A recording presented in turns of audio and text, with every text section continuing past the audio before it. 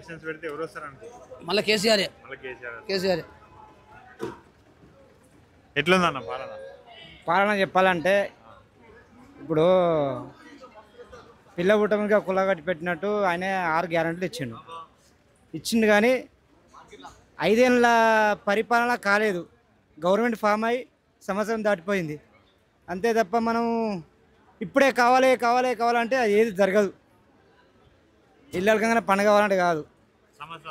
సంవత్సరం దాటినా కూడా ఎవరైనా నాకు చుట్టం కాదు, కేసీఆర్ ఏం చుట్టం కాదు, ఈ కాంగ్రెస్ ప్రభుత్వం ఏమైనా చుట్టం కాదు. కానీ వాస్తవం చెప్పాలంటే చూడాలి, ప్రభుత్వం ఎలా ముందు చూడాలి. ఇంకా చూడాలి, ఇంకో సంవత్సరం చూస్తే నష్టపోయేది ఏమున్నది? 6 గ్యారెంటీలు అంటే నాకు చెప్పాలంటే మెయిన్ ఫస్ట్ ఆఫ్ ఆల్ రైతులకు మేలు చేయాలి, రుణమాఫీ చేయాలి, రైతు బంద్ చేయాలి.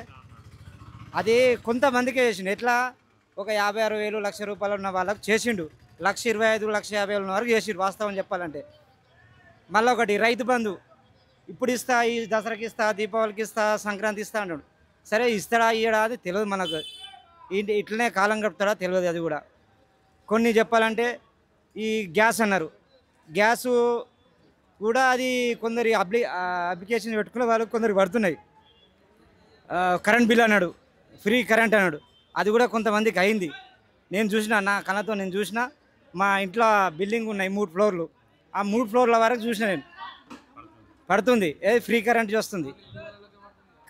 ఎవరికైనా పడుతుంది బాబు, ఇల్లు అనేది ఎవరికైనా పడుతుంది అప్లై చేసుకున్న వాళ్ళకు.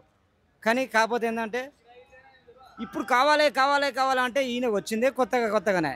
ఇప్పుడే కావాలంటే ఏం? ఇప్పుడు కొత్తగా పెళ్లి చేసుకున్న అమ్మాయికి అదగండి పోతావు, అన్ని పనులు చేయాలంటే చేస్తుందా? అలవాటు అంత తెలిసిన తర్వాత చేస్తుంది ఏదైనా. కానీ ఇప్పుడే కావాలని ఆయన భజనం చేస్తే అది మనకే కరెక్ట్ కాదు.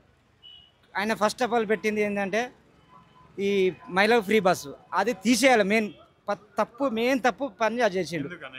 ఎందుకు చేసేయాలంటే ఇప్పుడు మేము పోతున్నాం, మేము టికెట్ పెట్టుకొని పోతే మొత్తం అయిన దానికి కాని దానికి అందరూ మొగోని పక్కన మన పెడతారు, ఆడలో మేము పోతారు. యూనో ఇది వాస్తవం. మీరు నవ్వు ఏమన్నా, ఇది అయితే వాస్తవం అన్న. నేను చెప్పాలంటే నేను ఒక కమ్యూనిస్ట్ వ్యక్తిని కాబట్టి చెప్తున్నా, వాస్తవాలు చెప్తున్నా.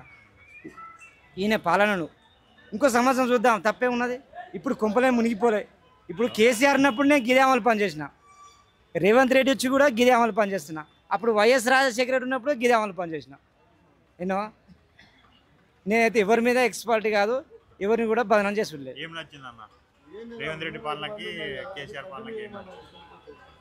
నేను చెప్తున్నా కదా, కేసీఆర్ ఉన్నప్పుడు నాకు మాత్రం ఏది రైతు బంధుగా రుణమాఫీ కాలేదు, ఏది కాలే, డబుల్ బెడ్రూమ్ అవి కాలేదు, ఏది దళితులకు 3 ఎకరాల భూమి అది రాలేదు.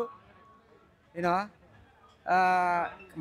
ఆడపిల్లలకు ఇచ్చిండు వాస్తవానికి. ఆయన 1,00,000 రూపాయలు ఇస్తానని ఇచ్చిండు. కళ్యాణ లక్ష్మి మంచి పనే చేసిండు, కరెంటు విషయంలో మంచి పనే చేసిండు, నీళ్ళ విషయంలో మంచి పనే చేసిండు.